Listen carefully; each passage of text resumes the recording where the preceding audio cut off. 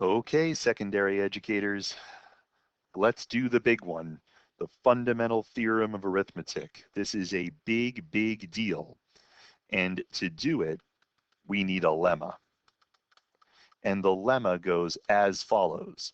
If P divides some product AB, then P divides A, or P divides B. In this context, P usually represents a prime. If a prime divides some product, then either P divides the first or P divides the second. And the proof is fairly straightforward. We assume that P does not divide A, and we'll show that P divides B. That's because there's a disjunction in the conclusion of the theorem. So we assume that this doesn't happen and show that that has to. So we ask the following question. What is the greatest common divisor of A and P? Well, the greatest common divisor of A and P is 1. Because it isn't P, and P is prime. So the greatest common divisor of these numbers, P doesn't divide A, P's a prime, so their greatest common divisor is 1. Then, because of the Euclidean algorithm, 1 is AX plus PY for some integers X and Y. And that means that B is ABX plus BPY, right? That's just distribution. Now, what do we know? We know that P divides AB, so P divides ABX, and we know that P divides BPY,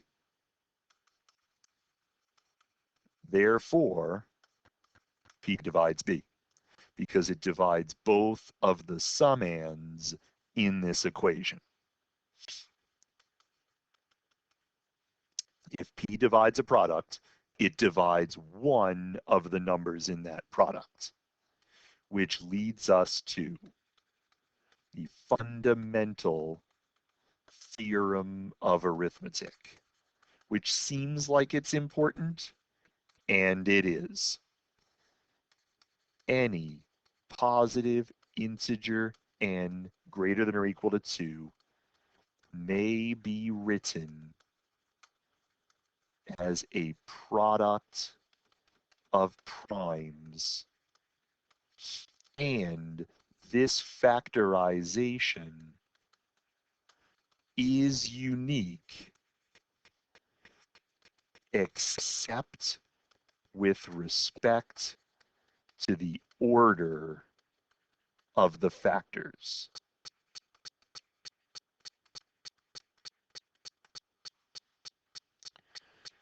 This is how we know that when you do your factor tree and I do my factor tree, if you don't get my answer, one of us is wrong. It can't be, well, I have this prime factorization and you have that prime factorization, but it's okay. It's not okay. The proof comes in 2 parts. First, we have to show that we can do it. Then we have to show that there's only one way to do it. So we're going to let n be an integer that's at least 2. If n is prime, we're done. Right? Because if n is prime, it's a product of primes, it's done. So we spend our time figuring out what to do if n is composite. Well, if n is composite, we choose the least prime P for which n equals P, I'm sorry, call it P1 because it's the least prime, for which n equals p1 times n1 for some positive integer n1. I mean, in other words, if n is composite, that means there's a prime factor. Pick the smallest prime factor and peel it off.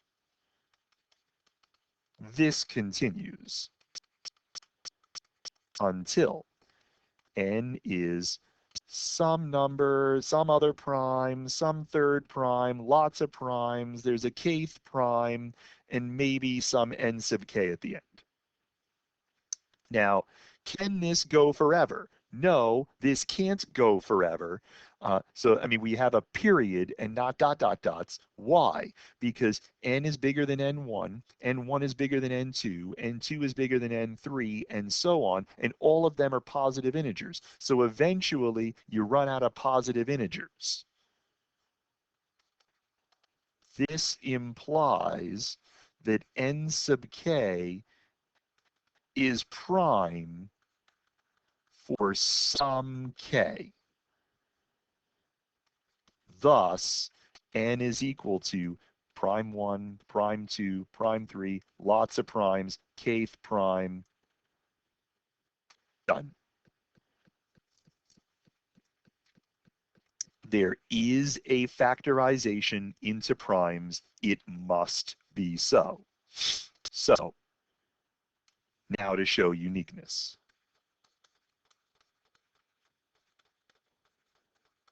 Okay, but you get your prime factorization and I get my prime factorization, and maybe they're different. Well, suppose that n is this product of primes, and also n is this product of primes. This is not the quotient remainder from the division algorithm. This is just the next letter in the alphabet and a convenient index. And we're going to line them up so that P1 is less than or equal to P2 is less than or equal to all the way, like we're going to line them up in size order.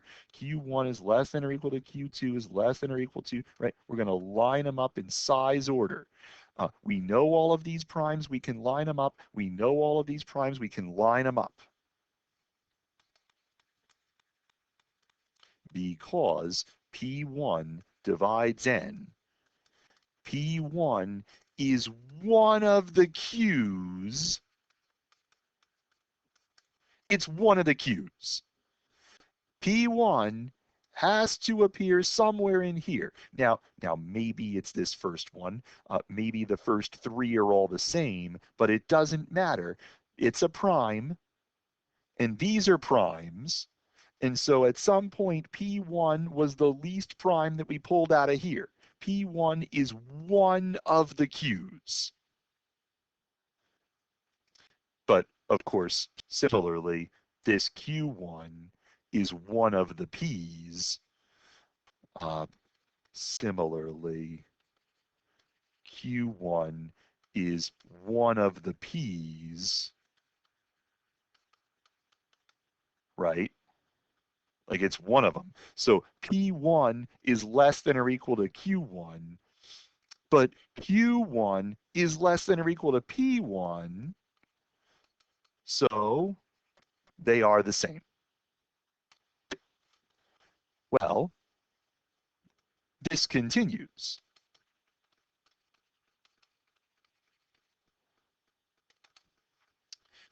How long? Well, we can sort of figure out that P1 is Q1, and then we can figure out that P2 is Q2, and it just keeps going. Well, it keeps going until maybe we use up all of these, but there are still some of those left over. And if that's the case, then maybe 1 is equal to Q sub k plus 1 times all the way up to Q sub r. But that's a contradiction, right? That can't be. And since that can't be, you can't multiply a bunch of primes to get to 1, then the factorization is indeed unique as needed. I'll see you in class.